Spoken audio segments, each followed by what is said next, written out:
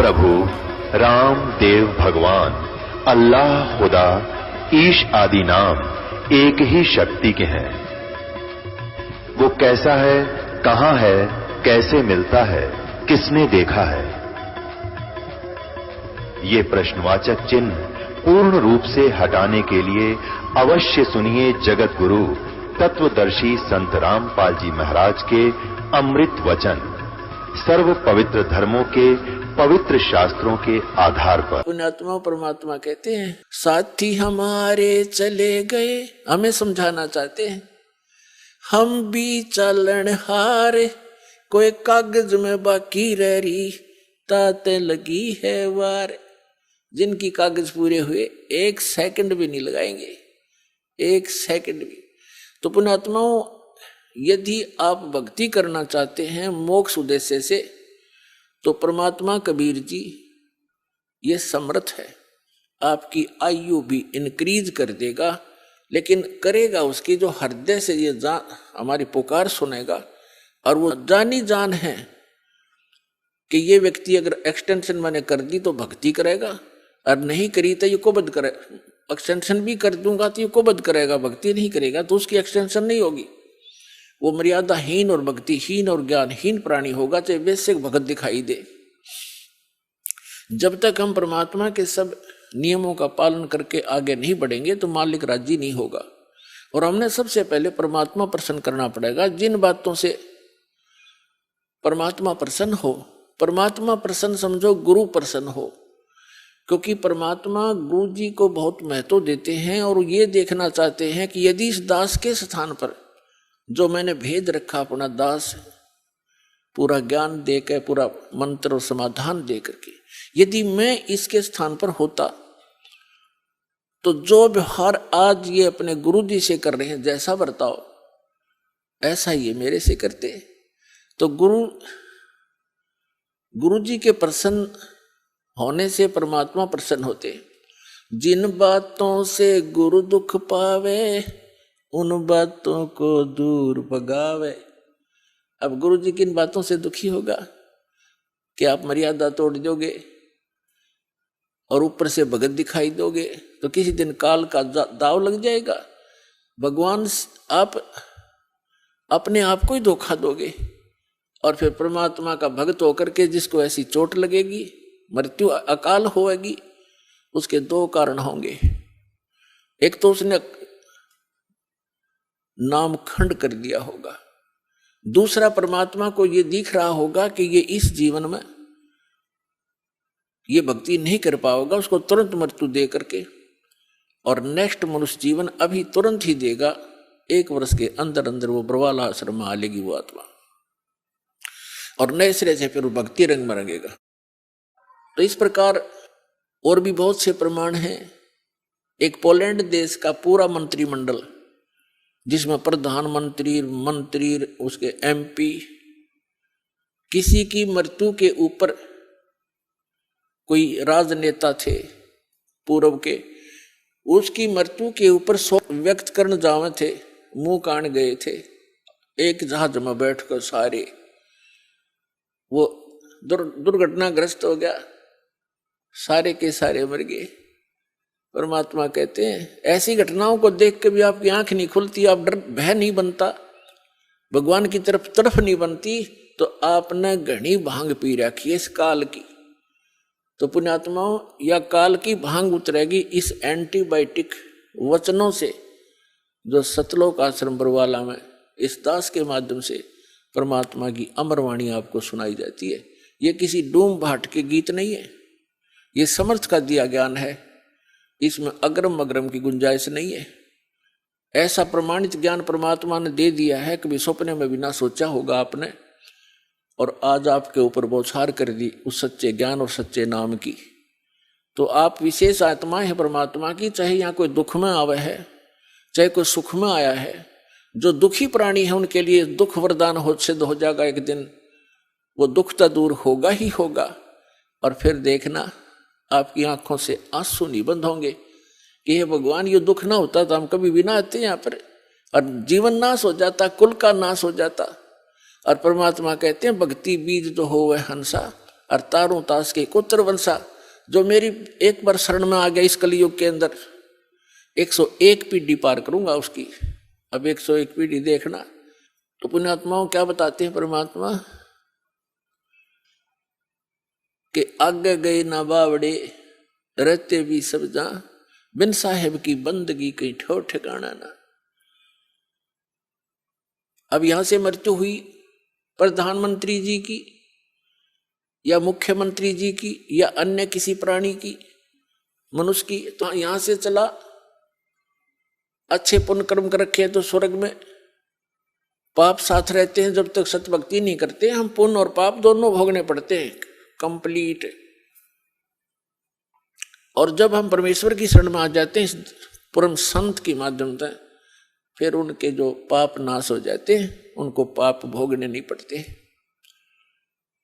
केवल पुण्य उनके शेष रह जाते हैं। और उन पुण्यों को फिर हम साथ नहीं ले जाएंगे। वो पुण्य हमने यहाँ के इन भगवानों के जो यहाँ के इंचार्ज हैं और हमारे बहुत ज्यादा कर्जा हो चुका है इनका, सत साधना ना करके, जब तक हम परमात्मा कबीर जी की परमेश्वर जी की शरण में नहीं आएंगे तो हमें दोनों ही कष्ट, पुण्य भी और पाप भी दोनों भोगने पड़ते हैं।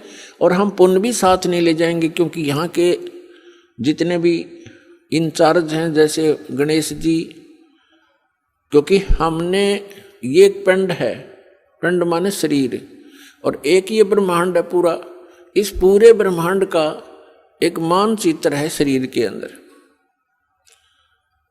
और जब हम यहाँ से चलेंगे तो हम ये शरीर से ही रिहर्सल होनी शुरू होगी। सबसे पहले ये जीव मूल कमल में जाएगा, वहाँ गणेश जी से नो ड्यू सर्टिफिकेट लेना पड़ेगा, इसने क्लियरेंस सर्टिफिकेट। तो हमारा बहुत युगों से कर्जा हुआ पड़ा है, और इनके पास हम ये मंत्र की जो कमाई, जो पुण्य दान धर्म करते हैं, ये सब इनको देते चले जाएंगे और ये हमें बरी करते चलेंगे। तो इस प्रकार हमने पुण्य भी और पाप नाश कर देगा परमात्मा का मंत्र। तो हम पाप और पुण्य दोनों ही यहाँ छोड़कर केवल सार नाम की भक्ति लेकर वहां पहुंचेंगे।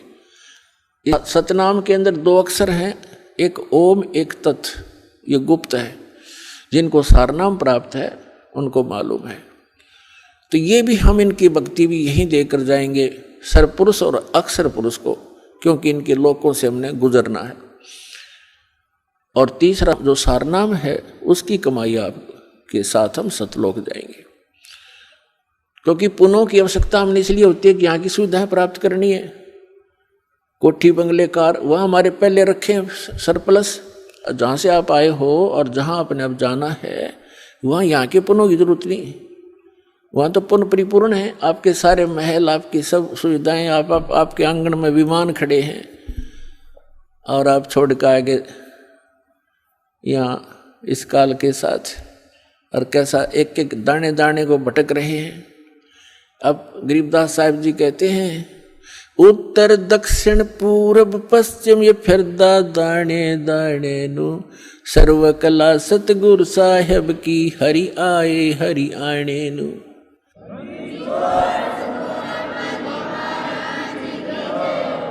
तो तुम एक एक दाने के लिए तरस रहे हो, भटक रहे हो।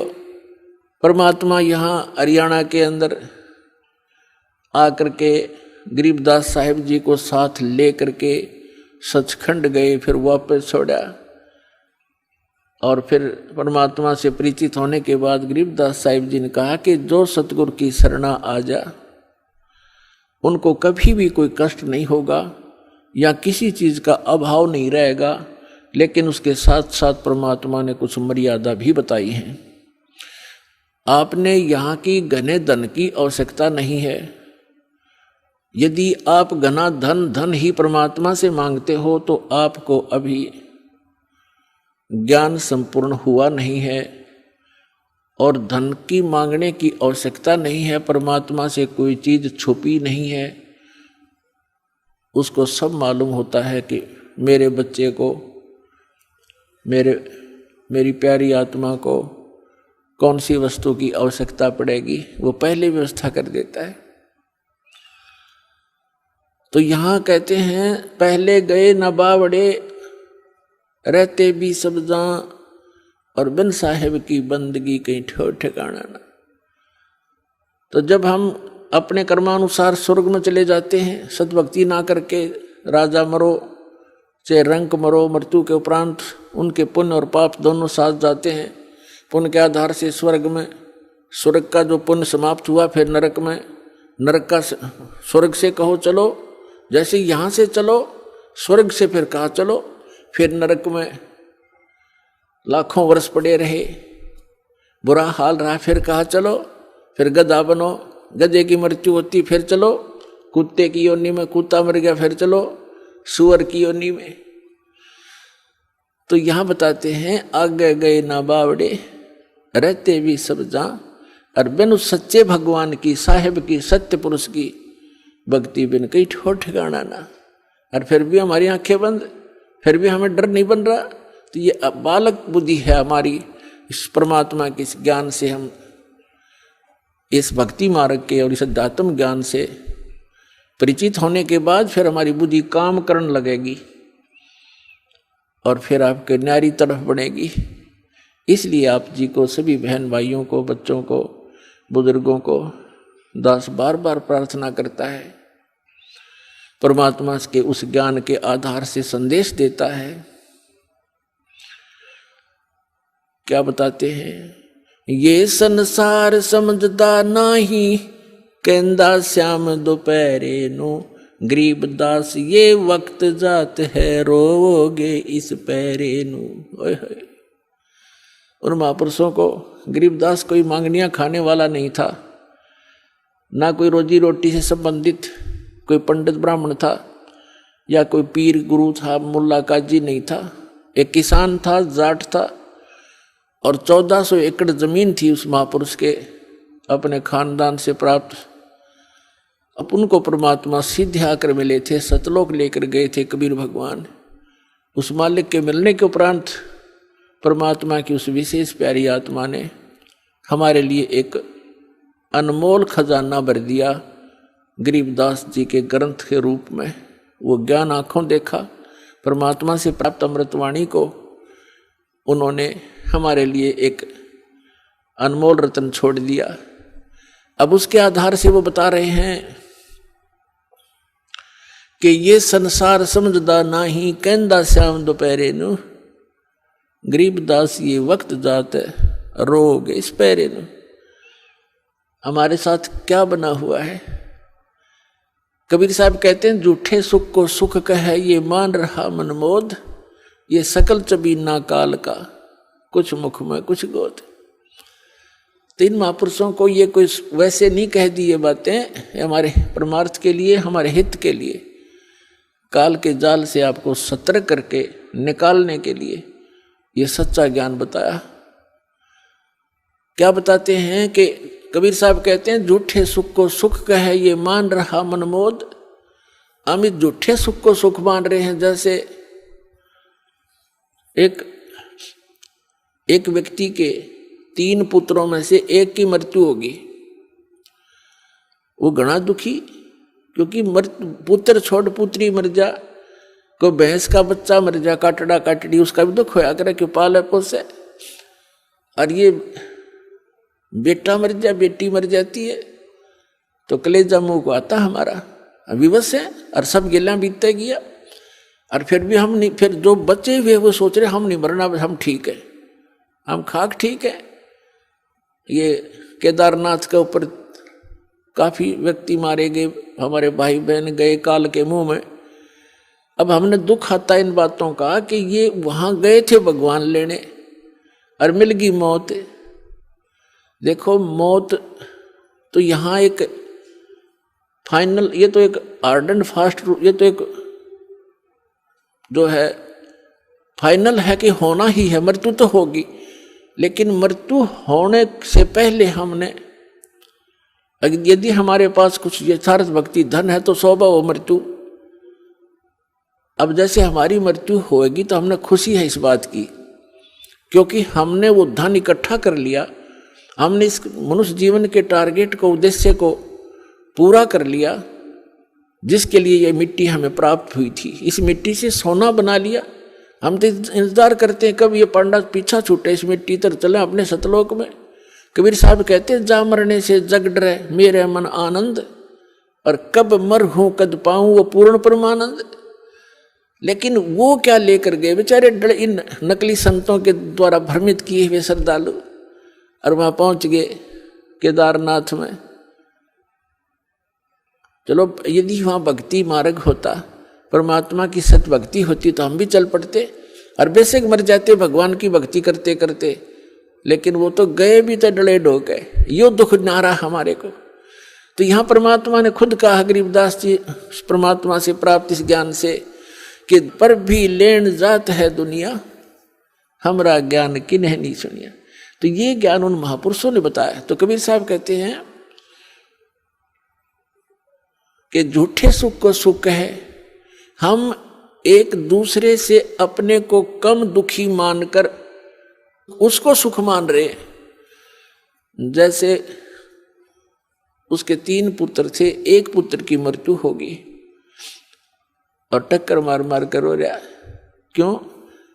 छोटे से को लगता पालने माता पिता प्यार करता है, नहाता है, कपड़े धोता है, खाना खिलाता, अपने मुंह से निकाल कर ले बेटा ले बेटी तू खा ले, और फिर वो छीन लिया जाता है।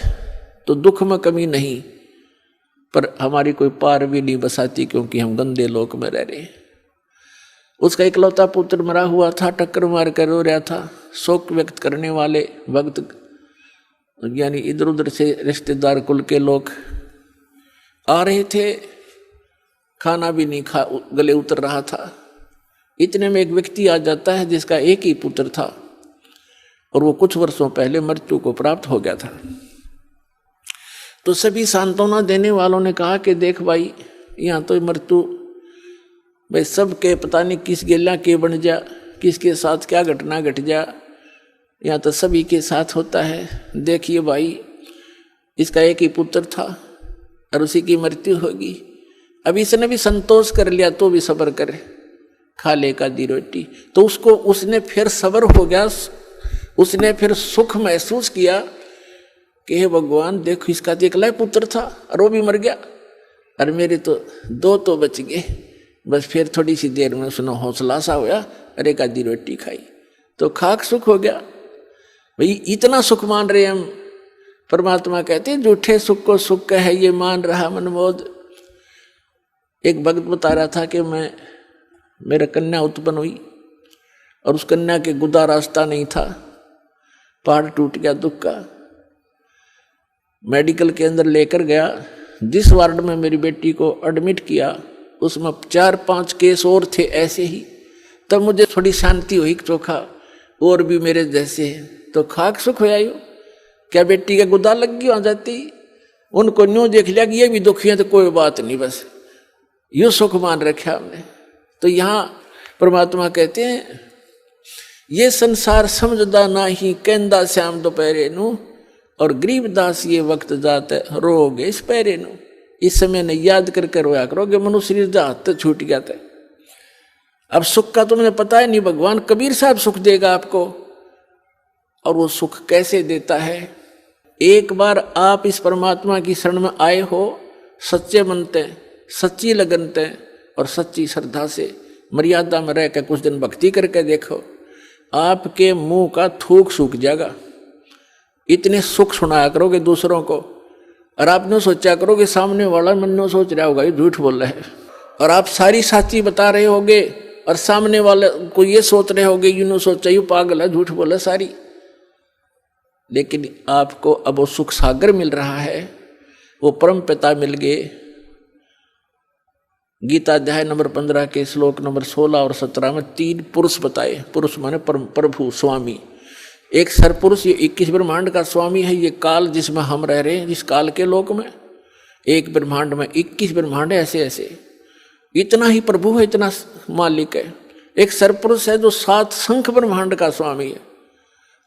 और 15वें अध्याय के फिर 16वें श्लोक में ये 2 पुरुष बता दिए, सरपुरुष और अक्षरपुरुष। 17वें श्लोक में बताया है कि जो वास्तव में जो श्रेष्ठ भगवान है, प्रभु है, वो तो इन दोनों से कोई और है।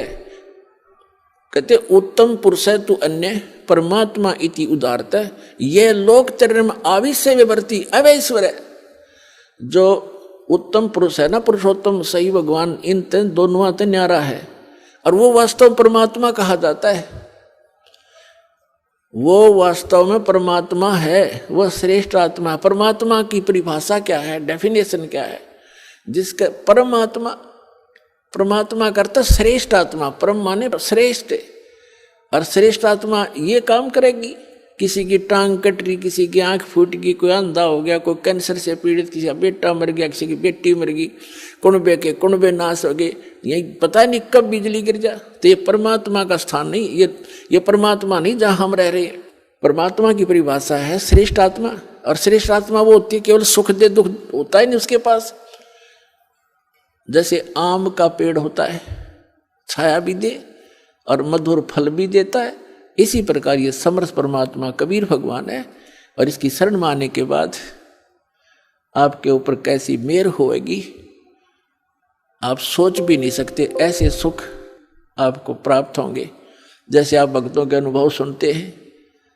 कल आपने सुना था एक भक्त भोला बाला सा था, और वो बता रहा था कि मेरे को किसी भक्त ने, यहाँ के भक्त ने मुझे बताया कि ऐसे ऐसे देवी देवता की पूजा नहीं करनी, एक भगवान उसकी भक्ति करो।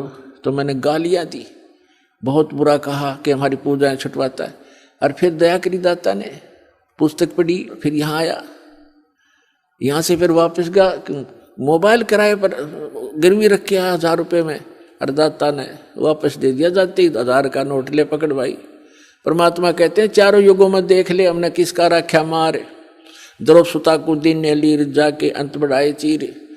तो ये एक परमात्मा इन बातों से प्रसन्न होता है कि इस प्यारी आत्मा ने मेरे वहां जाने के लिए कितना कमाल कर दिया, पैसा नहीं और फिर संघर्ष करके आ रहा है। तो कहते हैं नुक्ते, वो नुक्ता था उसका, नुक्ते ऊपर रिझ जाएगा 1 करोड़ कर्म जल जाए तुम्हारे। फिर जोत के लिए पैसे नहीं, भगवान खुद जाके 1 किलो घी दिया उसको, अगले भाई तेरे घर वालों ने भेजा है। हम पहले सुना करते थे कि नरसिंह जी का भात भर दिया, नरसिंह की हुंडी दे दी, यहाँ पर रोज दे रहा है सतलोक आश्रम बरवाड़ा से नाम प्राप्त प्राणियों को वो कबीर भगवान। पुण्यात्मा, परमात्मा ने आपके ऊपर मेहर करी है और आप वास्तव में एक धनभागी प्राणी हो, जिनका ऐसे समय में मानव शरीर हुआ है कि परमात्मा ने अपना वो खजाना खोल दिया, जिसको अभी तक काल से बचाकर छुपाकर आंख में चौनी करके यहाँ तक पहुँचाया है।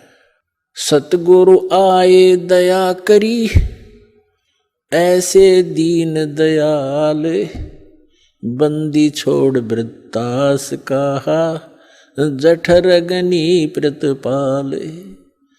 सतगुरु आए दया करी। परमात्मा स्वयं ही सतगुरु बनकर आते हैं। आप जी को दास ने बहुत बार सदग्रंथों से, वेदों से प्रमाणित किया है। तो वो परमात्मा कैसी लीला करता है, वो कहाँ रहता है, कौन है, कैसा है, कैसे मिलता है और वो कहाँ प्रमाण है। तो आप जी को उस परमात्मा के पहचानने के लिए ढेर सारे प्रमाण इकट्ठे करने पड़े, ताकि परमात्मा के बच्चे अपने मालिक को पहचान सकें। सदग्रंथों से प्रमाणित किया, जिन सदग्रंथों को आज तक हम सर्वधार्य मानते हैं और सत्य विद्या की पुस्तक मानते हैं, वेदों से, गीता से, पुराण से, कुरान से, बाइबल से, गुरु ग्रंथ साहिब से, और साथ में उन गवाहों को आपके सामने, उन महापुरुषों को भी रूबरू करवाया, जिनको परमात्मा मिले स्वयं आकर के सच जैसा वो लीला करते हैं। ऋग्वेद मंडल नंबर 9 सूक्त 86 के मंत्र 26 और 27 में, ऋग्वेद मंडल नंबर 9 सूक्त 82 मंत्र 1, 2, 3 में, ऋग्वेद मंडल नंबर 9 सूक्त 20 मंत्र 1 में, ऋग्वेद मंडल नंबर 9 सूक्त 94 के मंत्र 1 में, ऋग्वेद मंडल नंबर 9 सूक्त 95 के मंत्र 2 में, ऋग्वेद मंडल नंबर 9 सूक्त 96 96 के 16 से लेकर 20 में, ऋग्वेद मंडल नंबर 9 सूक्त चम्मन के मंत्र 3 में, ऋग्वेद मंडल नंबर 9 सूक्त 1 मंत्र 8 और 9 में, और भी ढेर सारे प्रमाण प्रत्येक वेद में। उसमें लिखा है कि वो परमात्मा ऊपर के लोकों में एक राजा के समान सिंहासन पर विराजमान है और वहां से यहां आता है काल के लोक में अज्ञान को हटाने के लिए, क्योंकि काल भगवान ने प्रत्येक प्राणी को परमात्मा बुला दिया और अपने आप को प्रभु सिद्ध कर लिया और सब अज्ञान भर दिया प्रत्येक जन जन के अंदर। अब सभी ने इस मरने और जीने को अंतिम मान लिया। कोई मर गया तो मर गया, कोई बात नहीं, हम बचे हैं। तो परमात्मा कहते हैं कि आप कब तक बचोगे? कभी ये फिर सोचना ही बंद कर दिया हमने। तो वो स्वयं आकर के ये ज्ञान कराते हैं, ये प्रमाणित सदग्रंथ प्रमाणित करते हैं, बताते हैं कि वो परमात्मा वहां से गति करके आता है, यानी चल कर आता है, अच्छी आत्माओं को मिलता है और उनको तत्व ज्ञान से परिचित करता है, अपना गवाह बनाता है। तो आपके अज्ञान को हटाने के लिए, आपको अपना पिता पहचानने के लिए कि आप उसको पहचान सकें, सभी सदग्रंथों का ज्ञान परमात्मा ने इस दास को दिया। और फिर उन महापुरुषों के अनुभव, महापुरुषों की वाणी जिनको भगवान मिले, उन कैसा महसूस किया, कैसा भगवान को बताया और कैसे वहाँ गए, किस प्रकार उस परमेश्वर ने उनको वापस छोड़ा, ऊपर के सब लोग दिखा गए, वो आपके रूबरू कर दिए। तो अब हम अपने परमात्मा को पहचानने योग्य हो गए। पहले आपको शिक्षित किया नहीं, पहले शिक्षा नहीं थी और इस शिक्षा की कति आवश्यकता नहीं हमने। ये तो बेईमान बनाती है, अहंकारी बनाती है। एक छोटा मोटा अधिकारी बन जाता है, कोई IPS बन गया, कोई IAS बन गया, या कोई MLA MP बन गया, मंत्री बन गया, प्रधानमंत्री बन गया, या कोई डॉक्टर इंजीनियर बन गया। इसमें इतनी मरोड़ बढ़ जाती है, इतनी अकड़ आ जाती है और मृत्यु 1 मिनट में मृत्यु हो जाती है और फिर गधा बना फिर वहाँ बोरे लाद रखे कुमार के ऊपर, खा के इस जीव का। तो ये इस तत्व ज्ञान से हमारी बुद्धि सेट होएगी, हम जीव को, हम अपने आप को समझेंगे और हमने अपनी औकात का पता लगेगा। तो फिर हम, इस शिक्षा ने गढ़े बिगाड़ दिए, लेकिन परमात्मा को मालूम था कि एक बार इनको बिगाड़ना जरूरी है। कैसे बिगड़े? आप देखते हो कैसे पहनाव हो गया हिंदुस्तान में, और पहले कैसा पहनाव था, बकवादी बेमतलब के ऐसे कार्टून बनकर लड़कियां चलती हैं, कार्टून बनकर लड़के चलते हैं। क्या इसी को विकास मानते हैं? लेकिन मालिक को पता था और पहले इनको शिक्षित करूंगा, और शिक्षित करके फिर ये इंस्ट्रूमेंट, ये उपकरण बनवाए हैं, जैसे इलेक्ट्रॉनिक मीडिया बनाया है, CD DVD बनवा दी, मोबाइल बनवा दिए, इंटरनेट बनवा दिया और ये TV चैनल बनवा दिए, ताकि मेरे बच्चे उन सदग्रंथों में स्वयं देख सकें अपनी आंखों से कि कैसा है भगवान, कहाँ रहता है भगवान, वो क्या करता है भगवान और कहाँ है उसका प्रमाण। तो इसलिए ये उपकरण परमात्मा ने दिया, आपके ऊपर रहम कर रखा है। आपको तो मालूम नहीं उस परमात्मा ने कितने खाड़े कर रखे हैं आपके लिए और कब से भटक रहा है आपके लिए। आप तो भांग पिए पड़े हो यहाँ काल के लोक में। कबीर साहब कहते हैं, गोता मारूं स्वर्ग में और जा बैठूं पाताल, और गरीबदास ढूंढता फिरूं अपने हीरे मोतीलाल। अब देखो परमात्मा ने, अब बच्चा ये बता रहा था भक्त अपने अनुभव में कि कैसे मुझे परमात्मा मिले, कैसे ये मार्ग मिला। अचानक टीवी देख लिया, ना गुजरात में, और कौन बता का एक आदमी ने, और कैसे समझ पावे। अब जैसे आप किसी को बात समझाने लगते हो, 100 वाद विवाद करता आपके साथ और उठ के चला जाता है। अब टीवी में बैठ गया, ठीक है, टीवी में बैठेगा घंटा आध घंटा जो सत्संग चलेगा, तो वो उसके साथ वार्ता तो कर नहीं सकता, ना विवाद कर सकता, विवश होकर उसने सुनना पड़ेगा, चाहे गाली दे के सुनो। अब सुनना पड़ेगा, और सुनेगा तो फिर अंदर भी समा होगा, क्योंकि तनमोल ज्ञान है। तो पुण्यात्माओं, उस परमात्मा ने आपके लिए बहुत कुछ कर रखा है। आप बालक हो, काल के लोक में फंसे पड़े हो, आपको अपने दुख का पता नहीं, पिता को पता होता है। तो अब यहां से निकालने के लिए उस परमात्मा ने ये समय सेलेक्ट किया था, ये टाइम सेलेक्ट किया था पिछली पीढ़ी का कलयुग के अंदर। और तब परमात्मा ने कहा था कि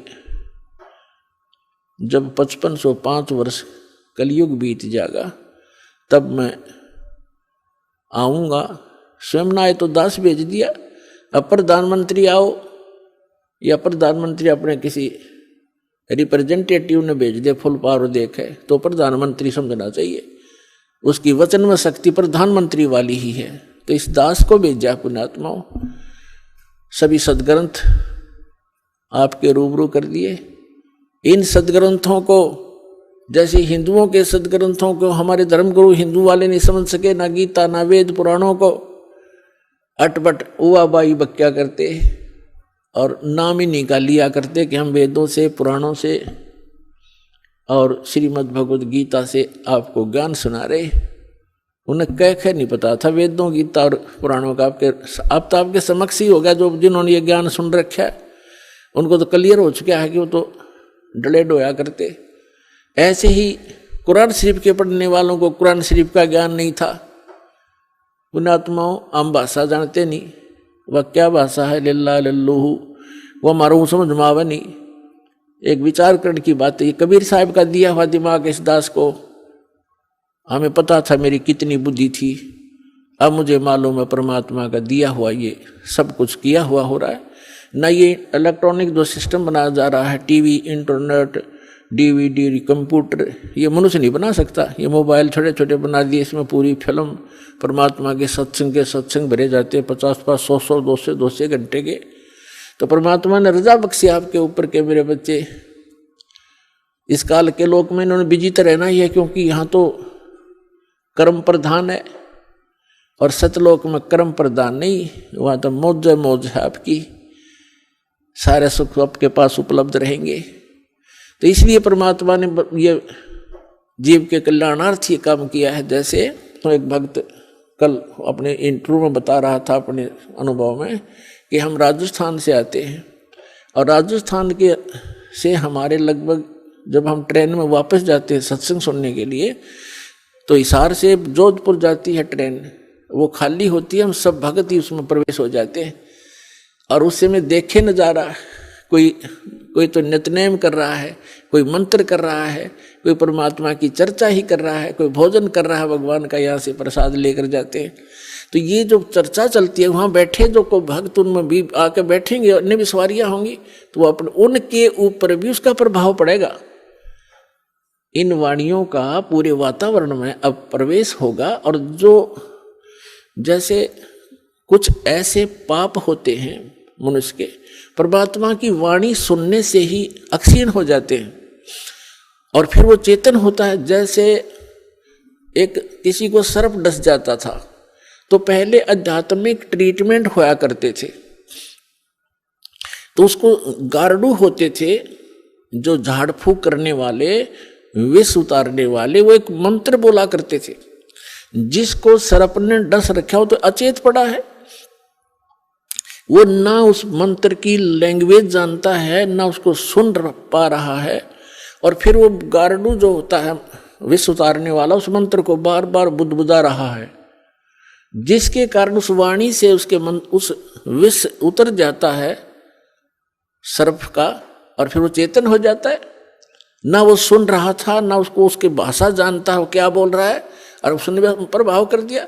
ठीक इसी प्रकार ये वो मंत्र है उस परमपिता के, आपको काल भगवान ने डस रखा, अजगर ने, ये विष इस मंत्रों के, इस परमात्मा के वचन के इसके अतिरिक्त कोई उतार नहीं सकता। तो ये वाणी जो परमात्मा की है, ये उस काल के विष को उतारने के लिए है। आप अचेत पड़े हो इस गंदे लोक में, न ये रहने का स्थान है। 1 मिनट में ना जाने के बिजली गिर जा, हर एक टूक के लिए सारा दिन धक्के खाते, अंडे सो झूठ बोले, मिलावट करें, पता नहीं के जुल्म ढा लेते हैं और पाप फिर भोगने पड़ते, कुत्ते बड़े के सिर में कीड़े पड़ते हैं हमारे। तो ये जो वाणी परमात्मा ने भी साधन दिए हैं आपको, मोबाइल बूढ़े का देख ले, बालक के, सबकी जेब में, बहन बेटियों के पास हो गए।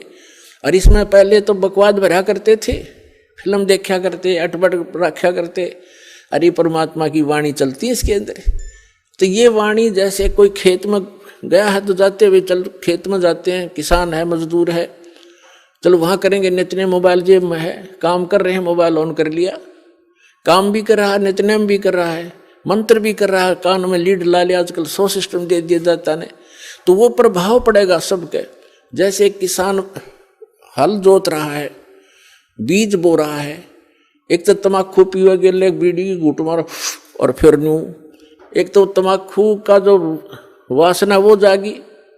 अरे भगवान का भक्त परमात्मा के मंत्र करता करता बीज बोए, उस खाने वाले पे भी असर होगा उसका, जो उस अन्न को खाएगा।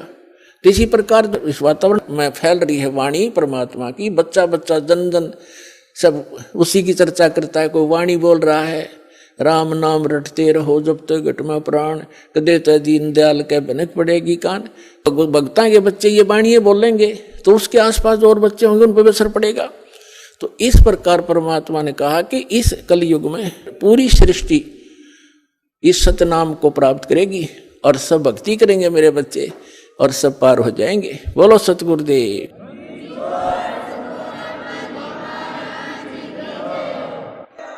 तो पुण्यात्माओं, जब तक हमें सत भक्ति नहीं मिलती, सच्चा सतगुरु नहीं मिलता और परमात्मा का ज्ञान सही नहीं होता, तो हम डगमग रहते हैं।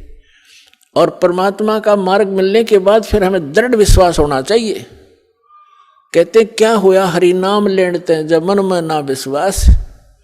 आप नाम भी कर रहे हो और परमात्मा पर विश्वास नहीं है तो आपकी भक्ति विफल है, कोई फायदा नहीं उस नाम के लेने का।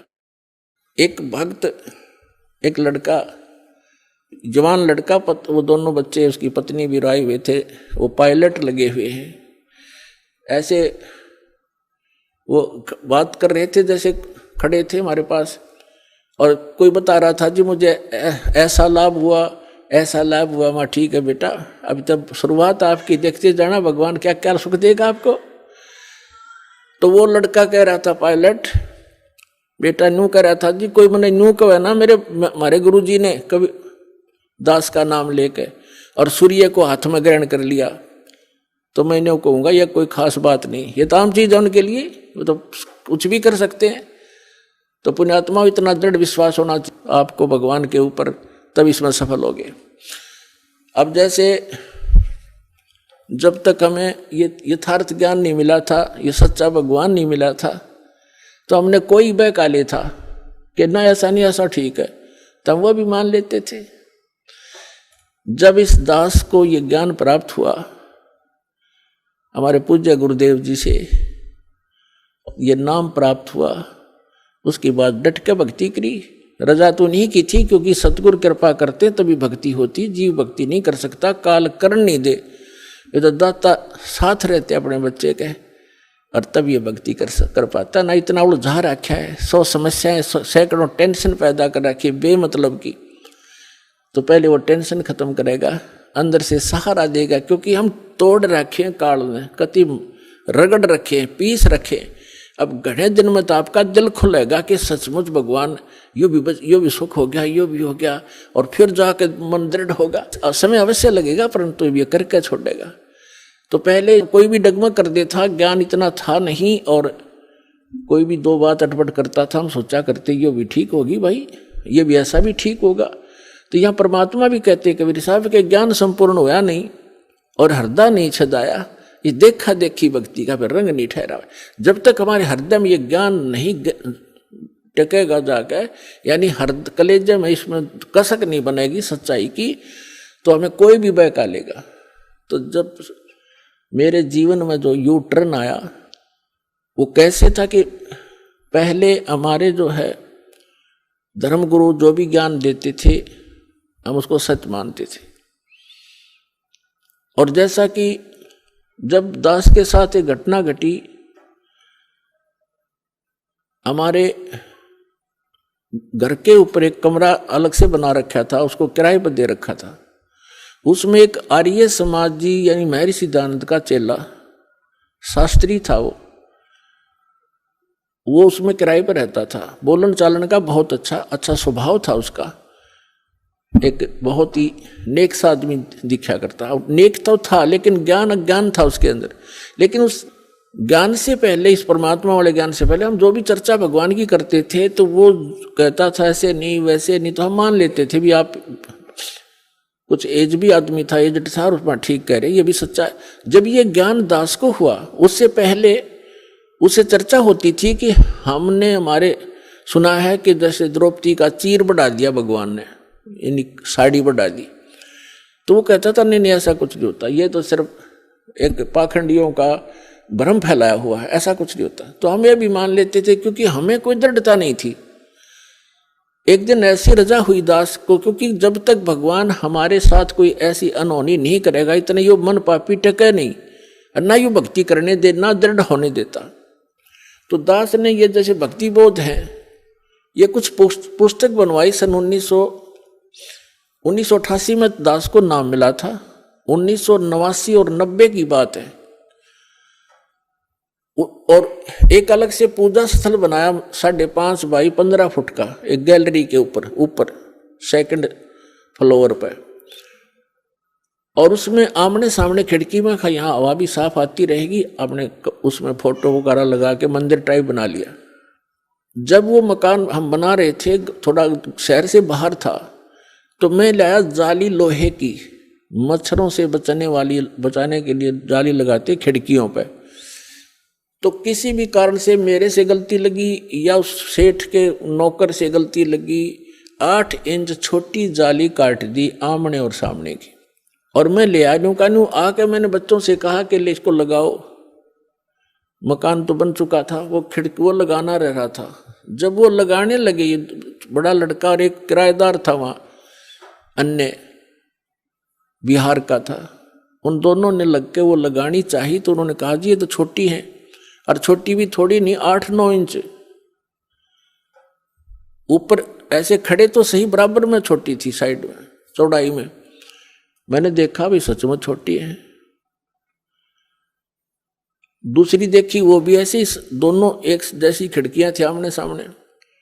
मैंने सोचा इन्हें रख दे लपेट के और स्टोर में डाल दी ऊपर।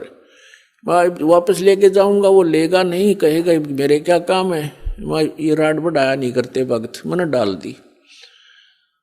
कुछ दिन के बाद दास ने ये भक्ति बोध बनवाई।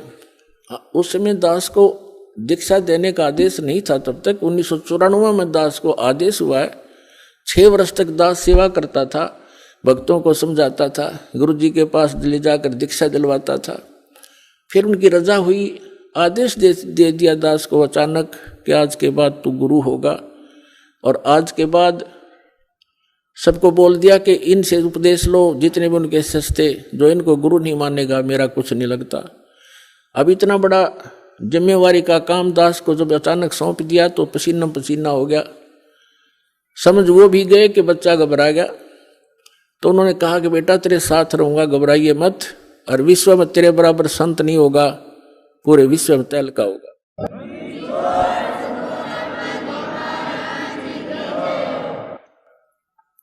तो उस समय तो मुझे ऐसा लगा कि अपने बच्चे को सभी शाबाशी दिया करते हैं और सभी अपने बच्चे की कामना किया करते हैं, ये बड़ा अफसर बनेगा और तू देखिए न्यू हो जाएगा।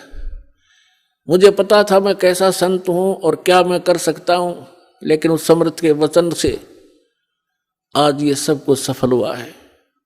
आज देख रहे हो विश्व में कोई संत नाम की चीज नहीं। आप तो बालक नहीं हो, एजुकेटेड हैं, सारा सब इतिहास आपके सामने खोल दिए। और ये दास को वो ज्ञान कबीर भगवान ने दिया और मेरे गुरुदेव का आशीर्वाद फल रहा है। तो मैंने पहले क्या करता था, दास की ये पुस्तक बनवाता था और हमारे गुरुजी फ्री दिया करते थे सबको जो उनके उपदेश लिया करते थे।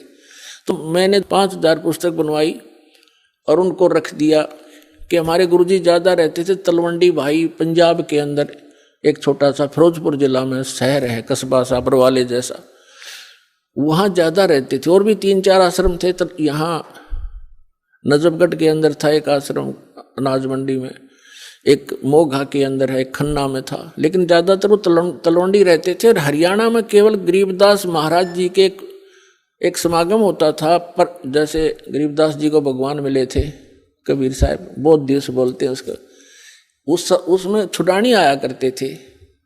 तो हम इंतजार में रहते थे जब वो छुड़ानी आएंगे, वैसे मिलते रहते थे उनसे, लेकिन यहाँ वो दीक्षा देते थे और फ्री पुस्तक देते थे। तो मैंने वो पुस्तक बनवा ली, यानी जैसे आजकल मार्च में, अप्रैल में, मार्च में वो चले जाते थे, फिर आते भादुआ के अंदर आते थे सितंबर में, जब गरीबदास जी का निर्वाण दिवस होता था, और मार्च में होता था उनका बोध दिवस। ये दो ही इन समागमों में आते थे। तो मैंने अप्रैल मार्च के समागम के बाद ये पुस्तकें बनवाने का निर्णय किया उनके आदेश से, और बनवा कर रख ली।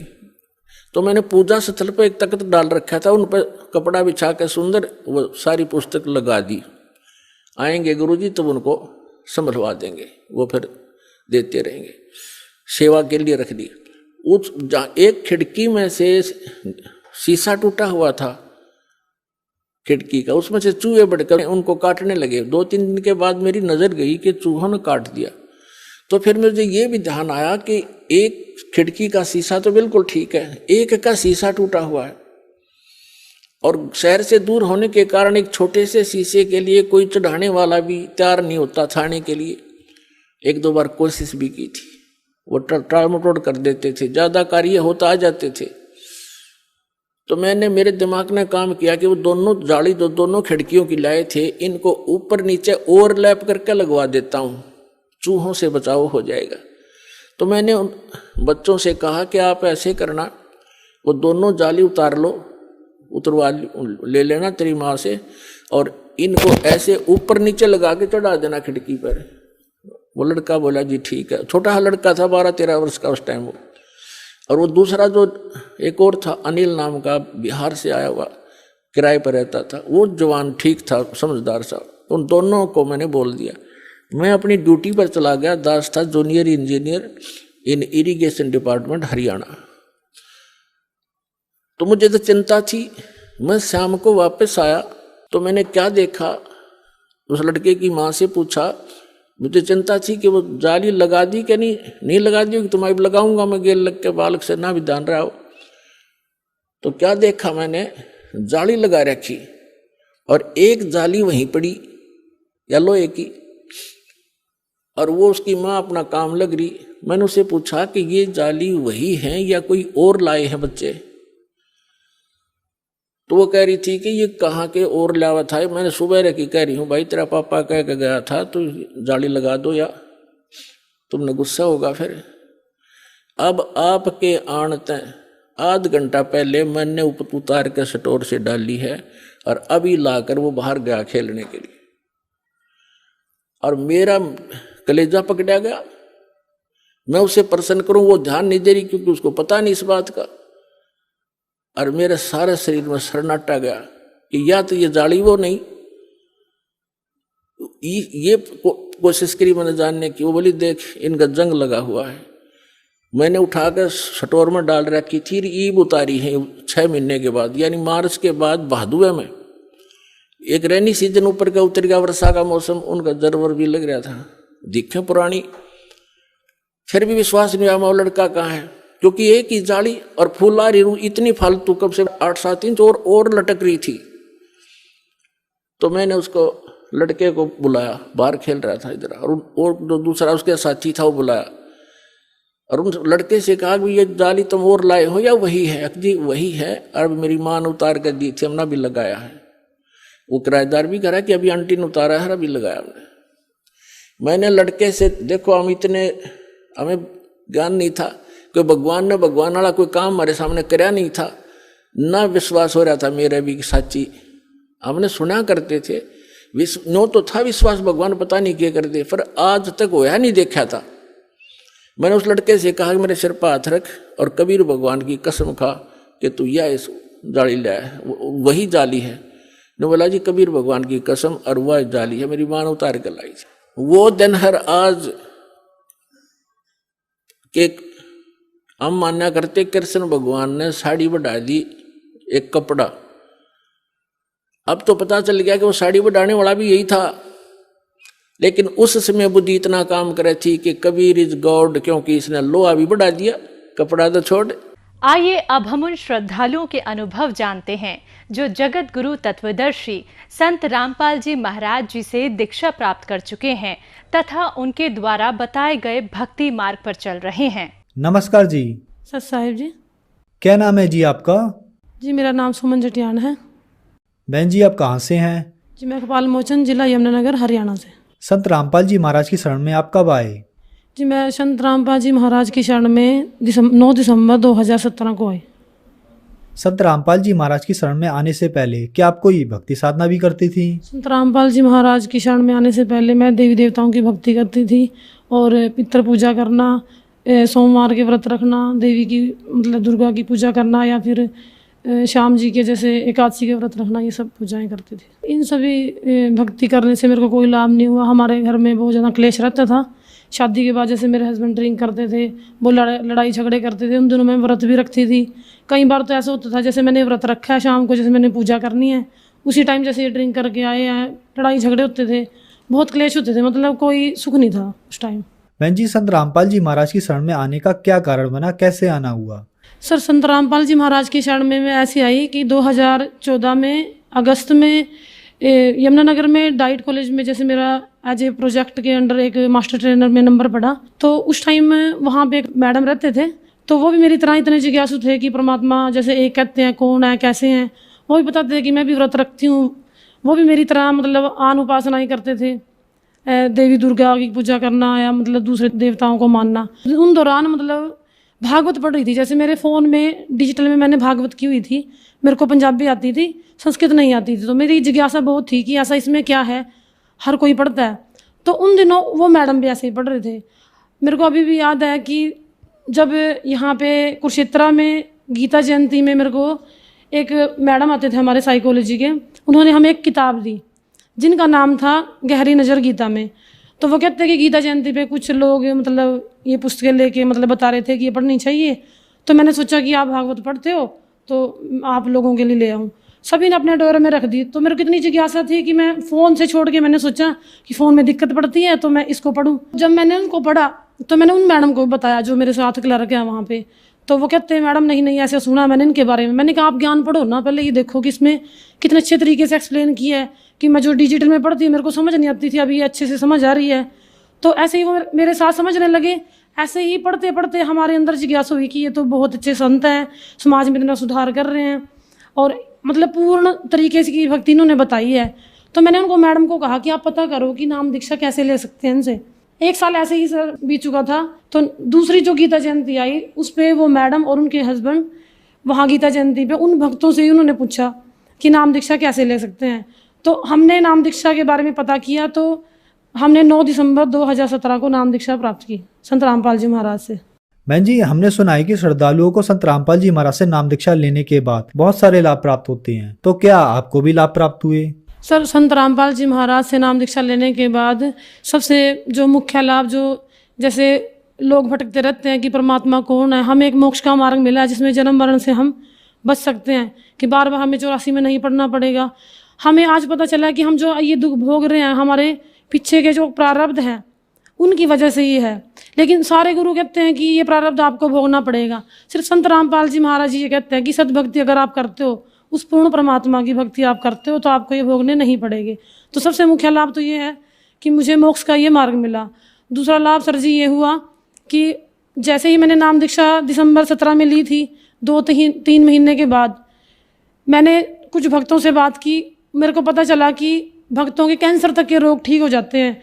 तो मेरे को एक भगवती ने कहा कि आप भी एक बार अपनी अरदास लगा के देखो। भगत जी सर जी मेरे यूट्रस में रसोली थी, तो मैंने परमात्मा सदगुरु रामपाल जी महाराज से अरदास लगाई कि परमात्मा आप तो सब कुछ कर सकते हो, जो लोग कैंसर की बीमारी से जूझ रहे हैं उनकी बीमारी आपने ठीक कर दिया, तो मेरी तो ये जो रसोली है कि आप ठीक कर दो, ताकि मैं दूसरे भक्तों को कह सकूं। मैं लोगों को इतने दृढ़ विश्वास से 3-4 महीने के बाद ही कहना शुरू कर दिया था कि इतने लाभ देते हैं। मैं भक्तों की सुनती थी, लेकिन कि मेरे साथ होगी तो मैं दूसरों को कह सकती हूँ कि मेरे साथ ये चीज़ हुई है। तो आप यकीन नहीं करो कि 1 महीने के अंदर मेरे को अपने आप ही महसूस होने लगा कि आपको कोई बीमारी नहीं है। जो सिम्टम्स मेरे को होते थे, जैसे बार बार महीने में दिक्कत होना, तो वो सारे बंद हो गए। और जैसे ही मैंने अल्ट्रासाउंड दोबारा से एक यमुनानगर में गाबा हॉस्पिटल है, उनसे ही मैंने 1 साल पहले अल्ट्रासाउंड कराया था, तो उन्होंने रसौली बताई थी मेरे को।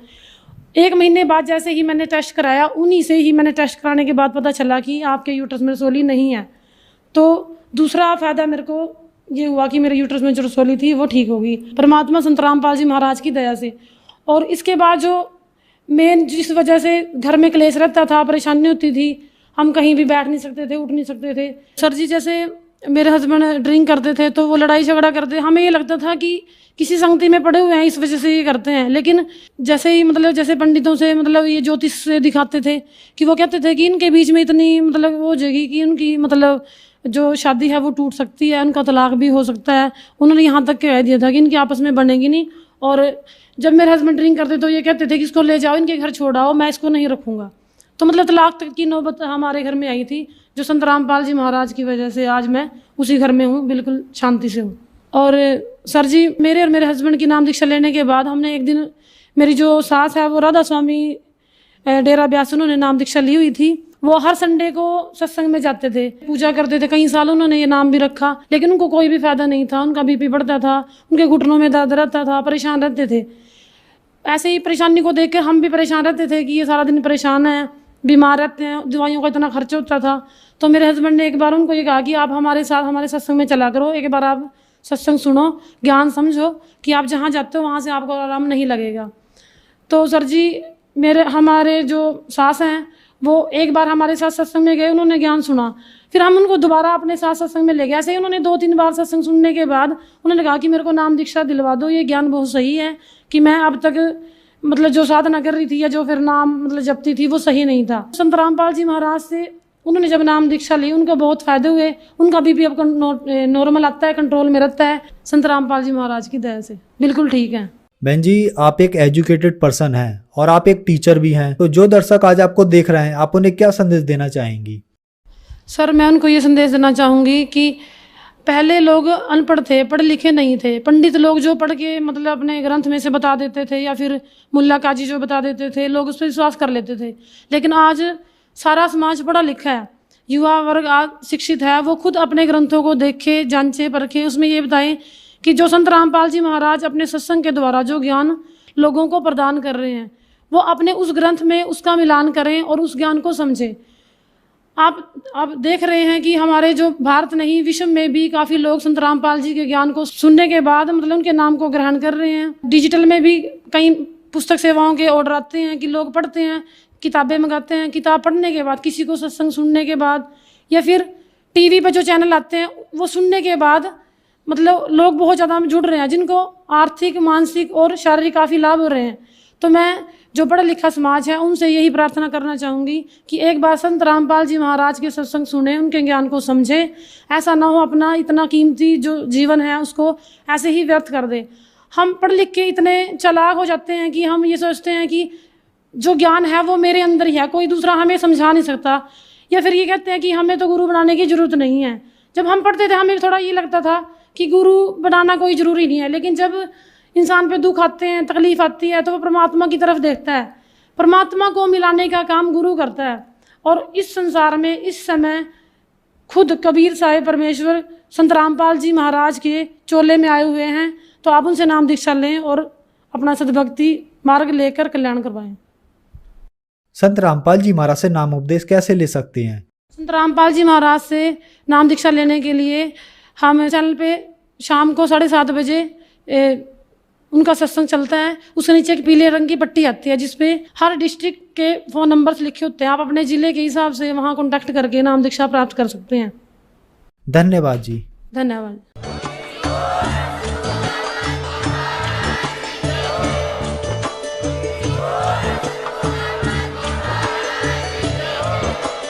आप सुन रहे थे जगत गुरु तत्वदर्शी संत रामपाल जी महाराज जी के मंगल प्रवचन। अधिक जानकारी के लिए विजिट कीजिए हमारी वेबसाइट www.jagatgururampalji.org। संत रामपाल जी महाराज जी के शुभ आशीर्वाद से पूरे विश्व भर में 500 से भी ज्यादा नाम दीक्षा केंद्र हैं, जिन पर संत रामपाल जी महाराज जी द्वारा ऑनलाइन निशुल्क नाम दीक्षा दी जा रही है। अपने नजदीकी नाम दीक्षा केंद्र का पता करने के लिए संपर्क करें 8222880541।